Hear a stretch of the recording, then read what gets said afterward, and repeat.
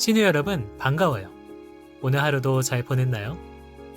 오늘도 성경 읽기를 통해 하나님의 지혜와 성령님의 은총이 함께 하셔서 말씀이 깨달아지는 은혜가 있길 바래요. 자, 그럼 오늘 베드로전서 2장에 대한 해설을 시작하도록 할게요. 먼저 1절에서 3절 말씀을 보면 1절에 그러므로 라고 이렇게 시작을 하고 있는데요. 1장의 말씀을 정리하면서 성도가 지녀야 할 기본적인 모습에 대해서 말씀을 하고 있어요. 그것은 말씀으로 거듭난 생명, 그러니까 1장 23절에서 25절에 나와 있는 이 거듭난 생명이 제대로 성장하려면 하나님의 말씀을 먹어야 한다는 거예요. 주님의 인자하심을 맛본 사람은 신령한 젖을 더욱 사모하며 완전한 구원에 이르기 때문이에요. 이어서 4절에서 10절을 보면 교회의 기초와 택한 백성의 사명에 대해 말씀하시는데요. 하나님의 말씀으로 새로 태어나고 또 말씀과 함께 성장하는 이 하나님의 백성들이 살아있는 그리스도를 본받아 새 성전으로 지어져 가야 함을 말해주고 있어요. 새 성전이라 함은 지난 주일에 우리 교회가 건물이 교회가 아니라 우리 마음이 교회라고 했잖아요. 그렇죠? 그러니까 우리는 우리의 마음이 하나님의 성전임을 인식하고 항상 거룩한 모습을 갖춰 나가야 해요. 자, 11절에서 마지막 절까지는 은혜로 하나님의 백성의 자유를 얻은 이 그리스도인은 하나님을 섬기기 위해 기꺼이 이 말씀의 의로 자신을 내어주신 주님처럼 그 고난을 따라가야 함을 말씀해주고 있어요. 자, 그럼 말씀을 같이 한번 볼게요. 자, 4절과 5절을 한번 보세요. 예수님을 베드로는 살아있는 돌, 또 리빙스톤이라고 이렇게 표현을 했어요. 하나님은 사람에게 버림받은 그리스도를 이 값진 돌로 택하시고 그를 믿는 우리들까지 보배로운 존재가 되게 해주셨어요. 이것은 예루살렘의 돌들과 사람의 손으로 지어진 성전 대신에 신약의 성도들이 곧 그리스도의 신령한 몸으로 지어진 이 새 성전임을 증언하시는 말씀이에요. 죽은 돌로 지은 건물이 아니라 성령이 활동하시는 신령한 집이라고 우리 마음을 그렇게 말씀해 주신 것이죠. 여러분, 다시 말하지만 교회는 건물이 아니라 우리 마음이에요. 그래서 우리는 늘 거룩한 제사장으로서 하나님 아버지를 예배할 수 있는 거예요. 제사장의 임무를 제대로 수행하는 저와 여러분들이 되길 바라요. 자, 6절에서 8절을 보면 하나님께서는 보배롭고 요긴한 모퉁이 뚫이신 이 그리스도를 통해 믿는 자들에게는 보배가 되게 하시지만 믿지 않는 자들에게는 어떻게 된다고 했죠?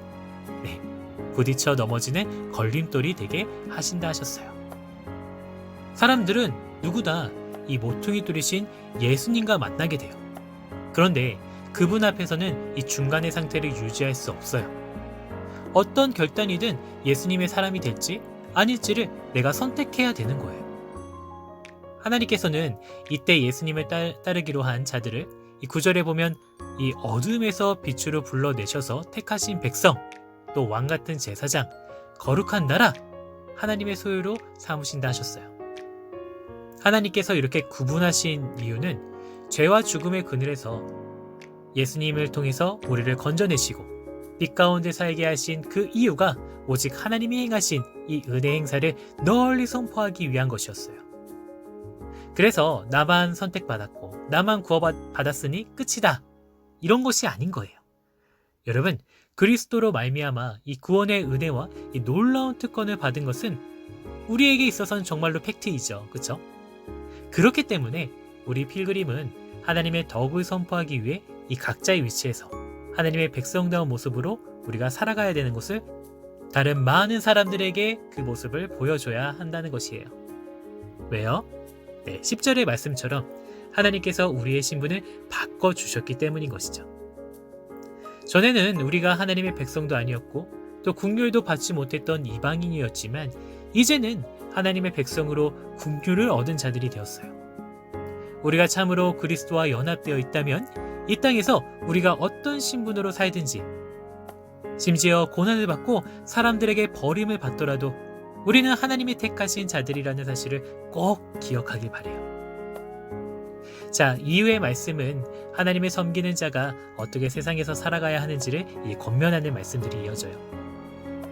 특히 18절에서 21절을 보면 이 베드로 사도가 당시 사회 제도에 있어서 물론 부당한 것도 있는 그런 모습이 있지만 그렇다고 해서 이 사회 제도가 정당함을 말하는 것이 아니라 이 주어진 한계 속에서 우리 그리스도인들이 따라야 할 노선이 무엇인지를 제시하고 있는 거예요. 아무리 어려워도 하나님을 생각하면서 이 고난을 참으면 그것이 바로 우리들에게 은총이다라는 것이죠. 지금 저와 여러분에게 하나님께서 이해할 수 없는 고난을 주시는 것은 특별한 은총을 주시려는 하나님의 손길이 아닐까요? 네. 자, 오늘 우리가 마지막으로 주목해 볼 말씀은요. 21절에서 25절까지 말씀이에요. 여러분, 예수님은 우리를 위해 친히 고난을 겪으시며 또 고난의 본보기가 되셨어요. 그쵸? 우리 주님은 아무런 죄도 짓지 않으셨음에도 불구하고 저 참혹한 나무의 고난을 당하셨어요. 그 이유가 무엇이죠? 네, 오직 자기 몸을 버려 우리를 살리시기 위한 것이었어요. 그러므로 우리는 죄에 대해서 죽고 의로움으로 살게 된 거예요. 이 기막힌 은혜가 저와 여러분에게 정말 체감이 되길 바라요. 왜냐하면 양은 목자의 음성을 알 수 있듯이 이것을 아는 자들만이 그 음성을 따라갈 수 있기 때문이에요.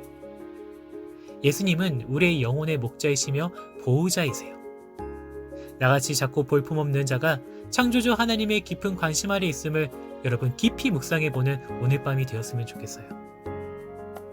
자, 이렇게 오늘 베드로전서 2장을 읽어보았어요. 네, 신우 여러분 수고했고요.